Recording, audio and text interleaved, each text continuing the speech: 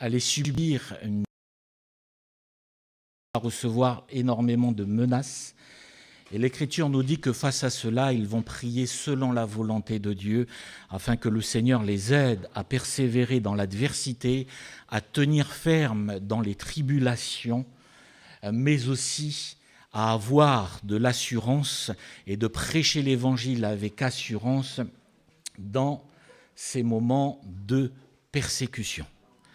Donc on s'aperçoit d'une chose, c'est que si nous pouvons prier selon la volonté de Dieu, il y a aussi parfois des obstacles à la prière. Nous avons vu que le premier obstacle était le péché. Le deuxième obstacle, les mauvaises relations conjugales. Le troisième obstacle, le refus de pardonner. Et le quatrième obstacle, l'incrédulité. Nous allons aller encore dans cette perspective de voir les obstacles qui peuvent nous empêcher d'entrer pleinement dans l'exaucement de nos prières. On est bien d'accord si on prie le Seigneur, si on prend du temps à rechercher la face de Dieu, que ce soit dans la prière ou le jeûne et prière, notre but c'est de, bien sûr, voir l'exaucement à la prière. C'est de permettre au Seigneur d'agir. Alors j'aimerais ouvrir avec vous les Saintes Écritures, et ce matin, l'un des obstacles qu'on peut aborder ce matin, c'est l'orgueil. Job au chapitre 35, le verset 12 et le verset 13, il est écrit « On a beau crier alors, Dieu ne répond pas. » Et notez ce qu'il est dit, à cause de l'orgueil des méchants. Le verset 13. C'est en vain que l'on crie, Dieu n'écoute pas, le Tout-Puissant n'y a point égard. Alors notez ce qu'il est dit ici, on a beau crier, mais Dieu ne répond pas. Et l'Écriture nous dit au verset 13, Dieu n'écoute pas. Et pour enfoncer le clou, il est dit, le Tout-Puissant n'y a point d'égard. Et je crois qu'il est extrêmement important lorsque nous parlons de la prière, lorsque l'Écriture nous dit ceci, de sonder nos cœurs, c'est de toujours, lorsque nous voulons recevoir l'exaucement de la prière, c'est de toujours sonder nos cœurs. Le psalmiste dit bien « sonde au moi, ô Dieu, sonde-moi, ô Dieu ». Il ne dit pas « sonde mon frère, sonde ma sœur et connais son cœur ». Il dit « sonde-moi, ô Dieu ». Jésus va dans ce sens à un moment donné. Et il dit, mais il est important pour nous de ne pas regarder la poutre dans l'œil de son frère ou de sa sœur, mais de regarder la paille dans son œil. Jésus dit bien, mais le but, ce n'est pas de regarder son frère, c'est de ne pas regarder sa sœur, mais c'est de se regarder, c'est de regarder soi-même. L'Écriture nous dit ceci, « sonde-moi, ô Dieu ». Et je crois que pour nous, il est important, quand on parle de la prière, premièrement, de sonder nos cœurs. Que dit l'Écriture concernant l'orgueil ? Il y a énormément de textes. Ce matin, on va souligner quelques vérités, je vais dire, effleurer peut-être le sujet, on va mettre en valeur certaines choses, mais regardez comment Dieu voit l'orgueil. Proverbe au chapitre 8 et le verset 13. La crainte de l'Éternel, c'est la haine du mal, l'arrogance et l'orgueil, la voix du mal et la bouche perverse. Et notez ce qu'il est écrit, voilà ce que je hais. L'orgueil, voilà ce que je hais. Proverbe au chapitre 29 et le verset 23, il est dit ceci, l'orgueil d'un homme l'abaisse, mais celui qui est humble d'esprit obtient la gloire. L'orgueil d'un homme l'abaisse. Jacques, au chapitre 4 et le verset 6, c'est un texte que nous citons souvent. La deuxième partie dit ceci, Dieu résiste aux orgueilleux, mais il fait grâce aux humbles. C'est le regard que Dieu a. Et comprenez bien, mes frères et sœurs, que lorsqu'on parle de l'orgueil, Dieu va toujours et toujours nous résister. Si on laisse l'orgueil prendre sa place dans nos cœurs, Dieu va toujours et toujours nous résister. Il ne peut pas être autrement. Quand on regarde, l'Écriture nous parle de l'histoire de Satan. À l'origine, Satan était un ange au service de Dieu. L'Écriture nous dit ceci, que c'était le chérubin protecteur. Mais à un moment donné, il a voulu se faire l'égal de Dieu.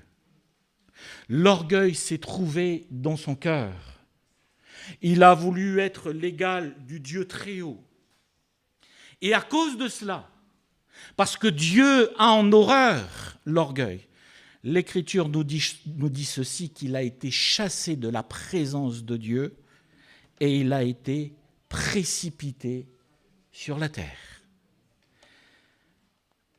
Le dictionnaire Larousse dit ceci concernant l'orgueil, c'est un sentiment exagéré de sa propre valeur, une estime excessive de soi-même, c'est ce qui porte à se mettre au-dessus des autres. C'est ce que dit Larousse concernant l'orgueil. Et le premier point que j'aimerais souligner par rapport à l'orgueil, l'orgueil c'est quoi? C'est premièrement se mettre en avant. C'est-à-dire qu'on va rechercher la gloire, se mettre en avant. On est bien d'accord, mes frères et sœurs, qu'il y a des services visibles, comme là, et des services cachés. Le dimanche, c'est visible. La semaine, quand des frères et sœurs viennent nettoyer, faire le ménage, pour permettre que ce lieu soit propre, on pense à l'entretien de ces locaux, c'est caché. On ne voit pas nos frères et nos sœurs venir servir le Seigneur. Et c'est servir le Seigneur.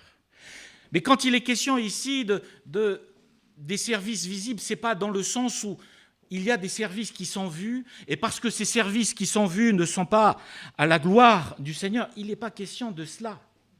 C'est le fait de rechercher la gloire. La Bible nous dit ceci, que la gloire appartient au Seigneur. Et notez qu'il est dit dans Philippiens au chapitre 2, le verset 3, « Ne faites rien par vaine gloire ». Matthieu au chapitre 6 et le verset 5. Jésus enseigne sur la prière et il dit ceci, « Lorsque vous priez, ne soyez pas comme les hypocrites qui aiment à prier debout dans les synagogues et au coin des rues, pour être vus des hommes. Je vous le dis en vérité, ils reçoivent leur récompense. » Ici, ce n'est pas la posture qui est importante.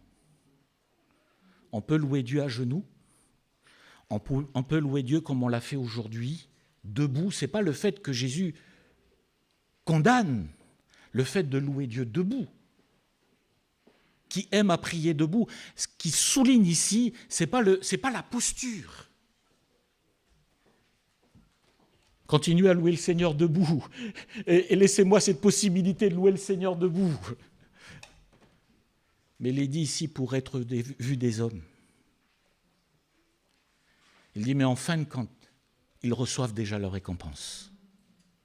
Et lorsqu'on parle de l'orgueil, effectivement, on est dans cette phase d'aspirer à la gloire. Ce que j'aime beaucoup dans les Écritures, c'est Jean-Baptiste. Jean-Baptiste, homme de Dieu, dernier prophète de l'Ancienne Alliance. Grand homme de Dieu. Mais avez-vous remarqué une chose par rapport à Jean-Baptiste? Il ne recherche pas la gloire. Il cherche la gloire du Seigneur. Il ne cherche pas à se mettre en avant. Il cherche à ce que le Seigneur soit toujours mis en avant. Lui-même va dire ceci lorsqu'il voit Jésus, « Voici l'agneau de Dieu qui ôte le péché du monde. » Et quand il voit Jésus, il dit ceci, « Mais je ne suis pas digne de délier la courroie de ses souliers. Je ne suis pas digne. » Un homme qui a une forte influence. L'Écriture nous dit ceci, qu'il brassait des foules entières. Un homme qui avait une forte influence il avait un impact important à son époque. Et pourtant, quand il parle de Jésus et quand il voit Jésus, il dit à ses disciples, mais qu'il croisse et que je diminue. Le plus important, c'est qu'il croisse et que je diminue. Parce que toute la gloire revient au Seigneur. Et notez ce que dit l'Écriture, c'est que lorsqu'il dit cela, et les disciples y réfléchissent, ils se disent, mais le Seigneur Jésus est plus grand que notre Maître. Et l'Écriture nous dit qu'il laisse Jean-Baptiste pour suivre Jésus. Il laisse Jean-Baptiste. Et Jean-Baptiste est toujours dans cette perspective, mais qu'il croisse. Et que je diminue. Et l'une des choses qui est importante, c'est que nous avons toujours besoin de prier afin que nous ayons une attitude de cœur, que nous ayons toujours cette mentalité d'humilité, d'avoir un cœur humble. Dieu résiste aux orgueilleux et il fait grâce aux humbles.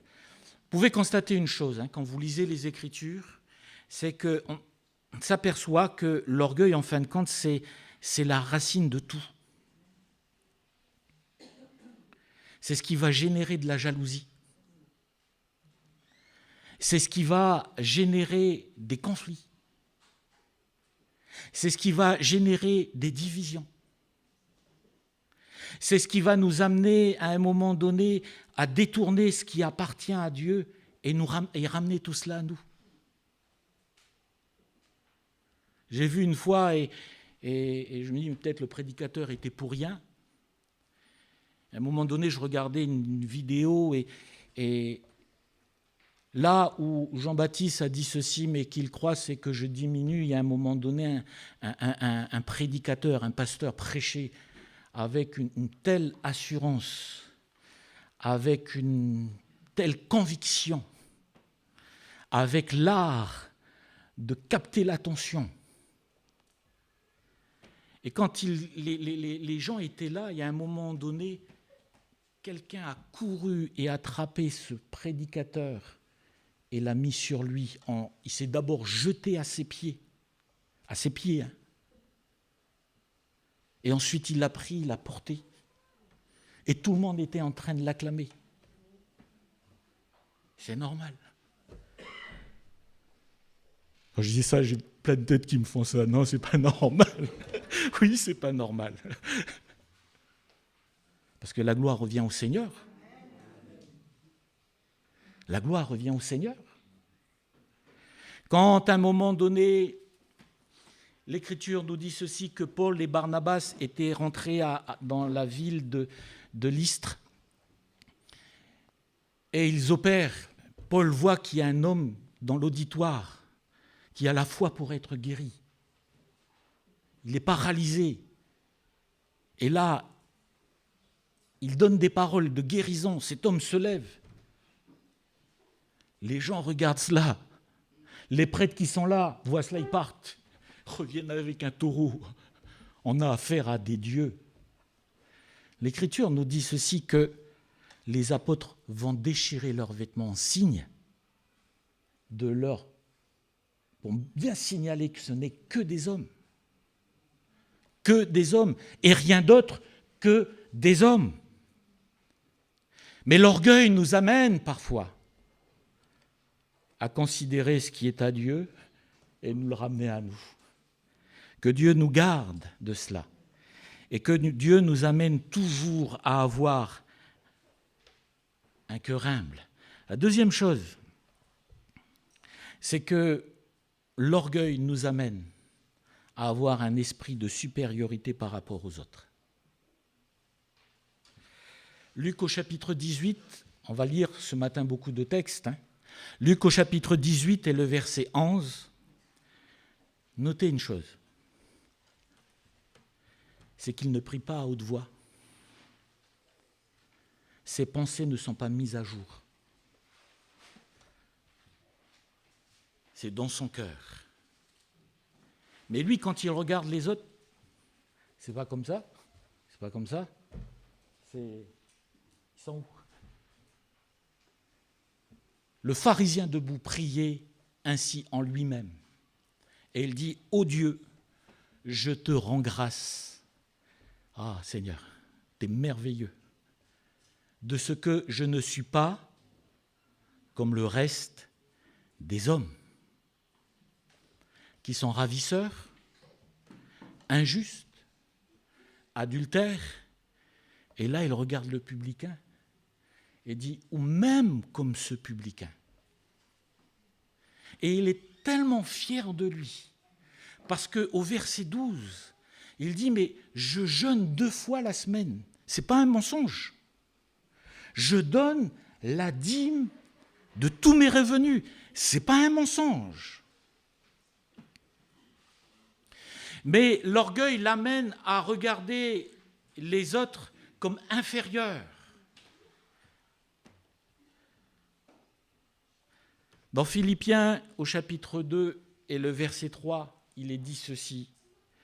Ne faites rien par esprit de parti ou par vaine gloire, mais que l'humilité vous fasse regarder les autres comme au-dessus de vous-même.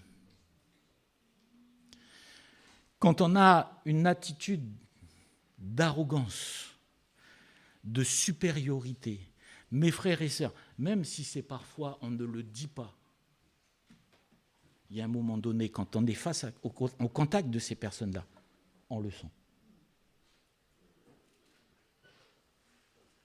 Parce que les paroles, parce que les actes, parce que ce que nous sommes, crie fort et haut,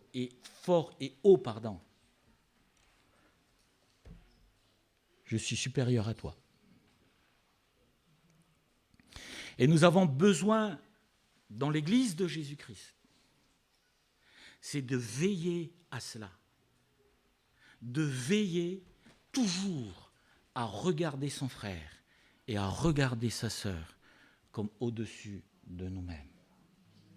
Quand il est dit concernant Jésus, il s'est fait homme, l'Écriture emploie ce terme doulos. Et littéralement, c'est il s'est fait serviteur, mais il s'est fait esclave. Et il n'y avait rien de plus bas à cette époque que l'esclave. Mais Jésus vient et prend cette position-là en nous regardant, lui, le Fils de Dieu, lui, le Fils du Dieu très haut, lui qui est Dieu, s'est dépouillé de sa gloire et s'est fait serviteur pour nous sauver. Et Jésus a toujours eu un regard, non pas de supériorité, parce qu'il pouvait le faire, parce qu'il est Dieu, parce qu'il a le pouvoir, et lui-même va dire, mais tout pouvoir m'a été donné dans le ciel et sur la terre. Il aurait pu le faire, mais il va au-delà de cela, parce que lui, le Fils de Dieu, s'est revêtu d'humilité pour nous sauver et pour nous donner la vie éternelle. Que Dieu nous garde de cela, d'avoir un esprit de supériorité, mais toujours que dans nos actions, dans nos paroles, même lorsque nous pensons, dans notre mentalité, il y ait toujours un cœur humble, et que nous marchions toujours avec humilité. Un autre point, c'est que l'orgueil, à un moment donné, génère des disputes et des divisions. 1 Corinthiens au chapitre 1er, le verset 11 et 13. Paul dit « J'ai appris à votre sujet par les gens de Chloé qu'il y a des disputes au milieu de vous. » Verset 12. « Je veux dire que chacun de vous parle ainsi, moi je suis de Paul, et moi d'Apollos, et moi de Céphas, et moi de Christ. » Et le verset 13, « Christ est-il divisé? Paul a-t-il été crucifié pour vous? Est-ce au nom de Paul que vous avez été baptisé ?» Pourquoi, à un moment donné, certains disent « Moi, je suis de Paul. Moi, je suis de Céphas, je suis de Pierre. Moi, je suis d'Apollos. » C'est juste une question d'orgueil. Comprenez-moi bien que j'ai été touché et j'ai reçu l'enseignement de Paul, c'est pas rien. L'apôtre des païens, c'est pas rien. Ouais, Paul, ça va, mais moi quand même, j'ai encore mieux. Paul, lui, il n'a pas vécu 3 ans avec le Seigneur. Mais Céphas, 3 ans. Paul n'a pas vécu la transfiguration. Pierre, lui, a vécu cela. Paul, ok, moi je suis de Pierre. Vous voyez mon background? Vous voyez mon arrière-plan? Mais pourquoi ça? Et Paul de dire, mais Jésus est-il divisé? Et à un moment donné, là où ils sont là pour valoriser leur spiritualité ou leur haute, très haute spiritualité, l'apôtre Paul remet les choses à leur place. Et quand vous lisez dans 1 Corinthiens au chapitre 3, ce qui est fou, c'est qu'ils sont là tous à dire « mais moi je suis plus que toi spirituellement ».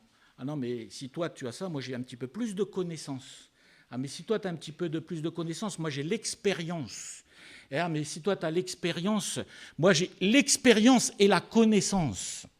Et ils sont là à quoi? À mettre en avant quoi? Leur spiritualité. Et Paul, qu'est-ce qu'il dit ici? Il dit, mais vous croyez que vous êtes spirituel, mais vous êtes charnel. Ça casse, hein? Il dit, mais vous êtes charnel. Au verset 3, si on peut revenir, il dit, puisqu'il y a parmi vous de la jalousie et des disputes, n'êtes-vous pas charnel? Je suis spirituel, je suis de Paul. Je suis spirituel, je suis de Céphas. Je suis spirituel, je suis d'Apollos. J'ai un arrière-plan de théologie. Dur comme le roc. Il dit, mais vous croyez que vous êtes spirituel, mais vous êtes charnel. Et il y a parfois l'orgueil qui amène à quoi à un moment donné? Paul dit ceci, mais pourquoi il y a des disputes, des jalousies dans l'Église de Jésus-Christ? Et mes frères et sœurs, l'Église de Thionville n'est pas meilleure que l'Église de Corinthe. Notre passé nous montre une chose, c'est qu'il y a eu aussi des moments difficiles d'opposition, pour ne pas dire de division. Vous prenez Avranches. Avranches n'est pas meilleure que l'église de Corinthe. Parce que quand vous regardez l'histoire de l'église d'Avranches, il y a eu aussi, à des moments donnés, des disputes et des divisions. Et chaque église locale, il y a, quand vous regardez l'histoire, vous prenez à un moment donné l'histoire de chaque église, il y a toujours à un moment donné des conflits et des disputes. Pourquoi ? Parce qu'à un moment donné, mais moi je suis de Paul, moi je suis de Céphas. On a toujours eu l'habitude de faire les choses de cette manière. Ou pourquoi on veut faire les choses différemment? Mais pourquoi tellement eu de conflits? Je suis né dans l'église. Vin ou jus de raisin? Grand débat théologique.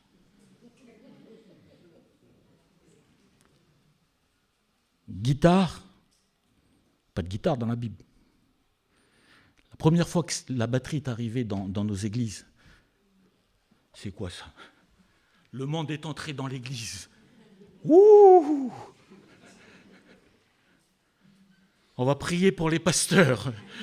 Ils ont besoin que leur cœur s'ouvre, leurs yeux s'éclairent. C'est le monde. Alors faut-il un orgue, peut-être ça passe mieux. Il faudrait qu'on change, qu'on prenne un. Excusez-moi pour la plaisanterie. Mais il y a parfois des choses où moi je suis de Paul, moi je suis de Céphas. C'est comme ça il faut faire, c'est pas comme ça il faut faire. Et puis au final, ça devient tendu. Et à un moment donné, ça monte. Et si on ne veille pas à cela, à un moment donné, ça clash. Ils étaient tous spirituels quand ils se pensaient, quand ils disaient cela haut et fort, ils se sentaient tous spirituels. Et Paul de dire, mais permettez-moi de vous le dire que vous êtes charnels. Que Dieu nous garde de tout cela. Que Dieu nous garde de tout cela. Mais qu'il y ait toujours dans notre Église cette unité. Et ne permettant pas parfois à ce que le diable se saisisse de ça. Pour semer la division, pour semer le trouble, pour semer des disputes. C'est facile pour moi de le dire ce matin, parce que l'Église est en paix. C'est facile pour moi de le dire, parce que l'Église, elle est sereine. C'est facile pour moi de le dire, parce que l'œuvre de Dieu avance. Et je bénis le Seigneur pour cela. Mais veillons, mes frères et sœurs, parce que parfois on a tendance à oublier notre histoire. On a tendance à oublier notre passé. Que notre Église continue à aller et à prospérer dans ce sens, et je termine, c'est que l'orgueil peut nous amener à rechercher une vaine gloire. L'orgueil peut nous amener à avoir un esprit de supériorité à l'égard de son frère et de sa sœur. L'orgueil peut nous amener parfois à des conflits et à des disputes. Que Dieu nous garde toujours dans cette unité. Et je termine avec ce point en disant que l'orgueil amène parfois au rejet de Dieu. C'est-à-dire que on est comme cette drague, comme cette pièce qui est dans la maison, mais elle est perdue dans la maison. C'est une image qui nous parle qu'on est là, mais on est perdu. On est dans la maison, mais la drague est perdue. Et parfois, on va se dire, mais je ne suis pas dans un rejet de Dieu. Je ne suis pas dans un rejet de Dieu, parce que je suis là, parce que je fais l'effort de venir à l'Église, parce que je suis dans l'Église. Mais parfois, hélas, il y a ce rejet. Pensez à Osias. L'Écriture nous dit ceci, si je ne me trompe pas, dans 2 Chroniques 26, 16. Il est dit d'Osias, à l'âge de 16 ans, il devient roi. La Bible nous dit ceci, qu'il applique son cœur à faire ce qui est droit et à étudier la parole de Dieu. Il aime la parole de Dieu. Et à cause de cela, parce qu'il a cette dépendance vis-à-vis de Dieu, cette recherche de Dieu, Dieu le bénit en tant que roi. Il est prospère. Dans tout ce qu'il entreprend, il est prospère. Mais il est dit ici, mais lorsqu'il fut puissant,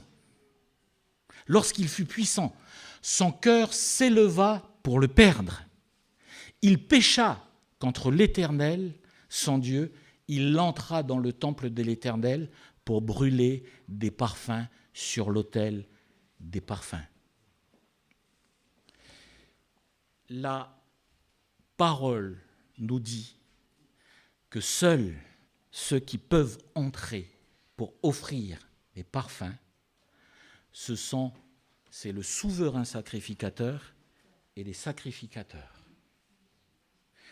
C'est la parole de Dieu. C'est écrit. Dieu est avec lui. Dieu le bénit. Mais à un moment donné, il se croit au-dessus de la parole. Je suis roi, je suis puissant, je suis prospère, et ce qui me reste, c'est le pouvoir religieux. Qui pourrait m'empêcher ? Qui pourrait m'empêcher de me saisir aussi de cela ? Je suis puissant, je suis roi, sauf que l'Écriture est claire.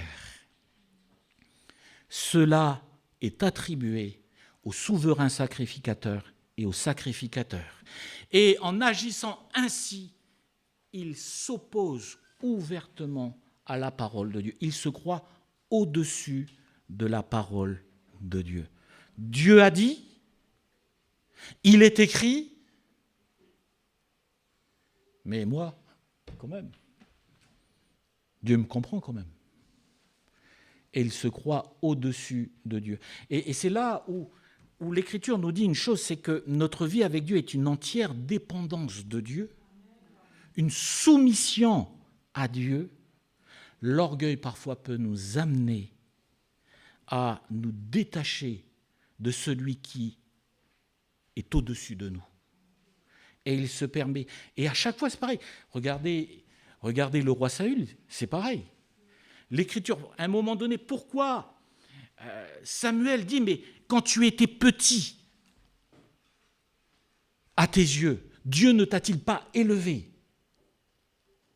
Il est en train de souligner l'orgueil de cet homme. Pourquoi ? Parce qu'à un moment donné, il se permet d'offrir à l'Éternel un sacrifice. Et il n'avait pas ce mandat. Il désobéit à la parole de Dieu. Il se permet de le faire. Dieu tarde.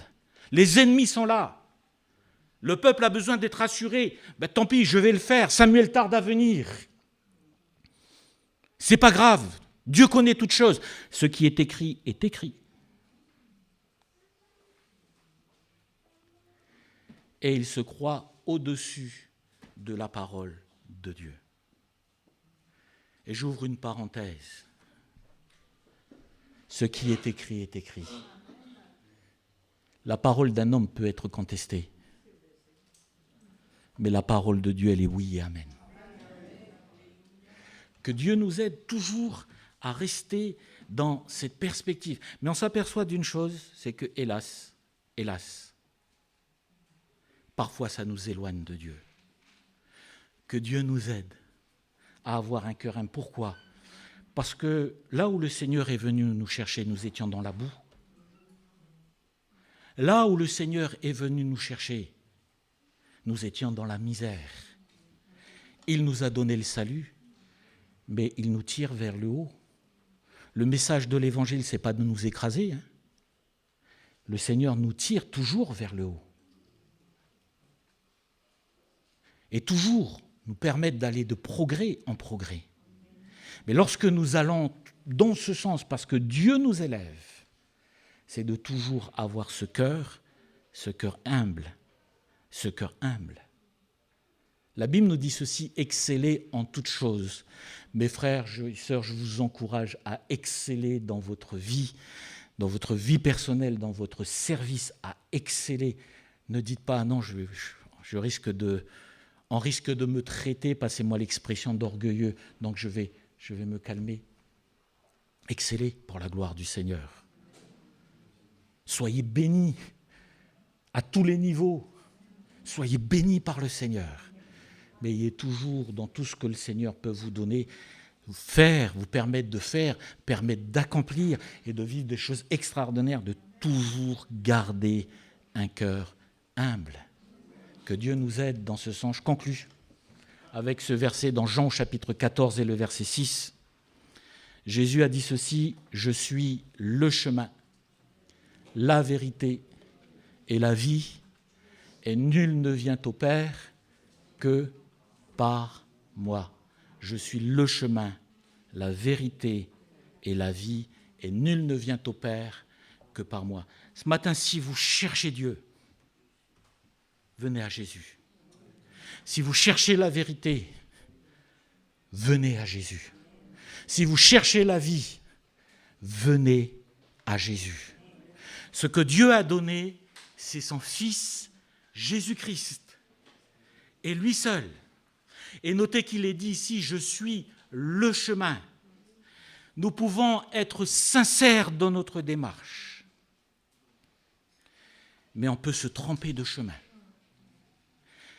Tous les chemins, il y a eu il n'y a pas longtemps le vote du pape, c'est l'information qu'on a.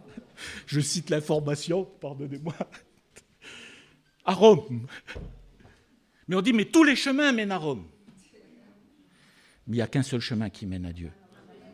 Et ce chemin, c'est Jésus. On raconte ceci, concernant la sincérité, on raconte ceci, que souvent les marbriers, lorsqu'ils prenaient les marbres et les préparaient pour la vente, il arrivait parfois que ces magnifiques marbres étaient fissurés. Et pour camoufler les fissures et pour vendre, ils prenaient de la cire blanche de bougie et le mettaient. Et quand on voyait le marbre, on ne voyait plus les fissures. Et ils vendaient ça à un tarif de qualité première. Sauf que quand venait la chaleur, la cire fondait et on commençait à voir les fissures. On dit de la sincérité, l'origine de la sincérité vient du latin sincera, sans cire. Il n'y a pas de cire, c'est sincère. Et des fois, quand on s'approche du Seigneur, on vient avec tel que nous sommes. Seigneur, je viens tel que je suis. Je suis sincère. Mais on peut être sincère et se tromper de chemin. On peut être à côté de la plaque. Je raconte souvent l'exemple de l'un de mes formateurs qui m'expliquait à un moment donné, il était dans le train et il rentrait chez lui. Et à un moment donné, il a bien vérifié, il était bien dans le train. Mais quand il est monté, il n'était pas dans le bon wagon. Donc à un moment donné, quand il est arrivé, il y a des wagons qui se sont détachés et le train a continué. Et lui, il est resté là. Il était sincère. Je rentre chez moi. Je suis dans le bon train. Sauf qu'il n'était pas à la bonne place. Et parfois, on peut être sincère. Et on peut être à côté. C'est pour ça que l'Évangile nous dit très clairement, Jésus dit, je suis le chemin. Vous ne pouvez pas vous tromper. Il n'est pas question de religion. Je suis le chemin, la vérité et la vie. Et ce matin, si vous n'avez pas fait cette expérience de salut, si vous êtes à la recherche de Dieu, si vous cherchez la vérité, si vous cherchez le chemin, si vous cherchez la vie, venez à Jésus-Christ. On va prier le Seigneur. Nous te disons merci, Seigneur, parce que jusqu'à présent, tu nous as tenus debout, Malgré l'adversité, malgré les difficultés, tu as toujours été là. Merci Seigneur pour ta grâce, merci pour notre Église. Parce que Seigneur, c'est toi qui la tiens debout, c'est toi qui l'as bâtie. Et nous voulons en effet, Seigneur, te servir, toujours avec un cœur qui t'honore, un cœur bien disposé, un cœur humble. Bénis notre Église. Que nous soyons en effet, Seigneur, pour ton œuvre, que nous soyons les uns et les autres des instruments que tu te sers pour la gloire de ton nom. Tu viens fortifier les cœurs des uns et des autres, tu viens fortifier ton Église, tu viens bénir ton peuple et nous t'adorons pour tout ce que tu es, pour tout ce que tu fais dans le précieux nom de Jésus. Amen. Amen. Avant de laisser la place à David,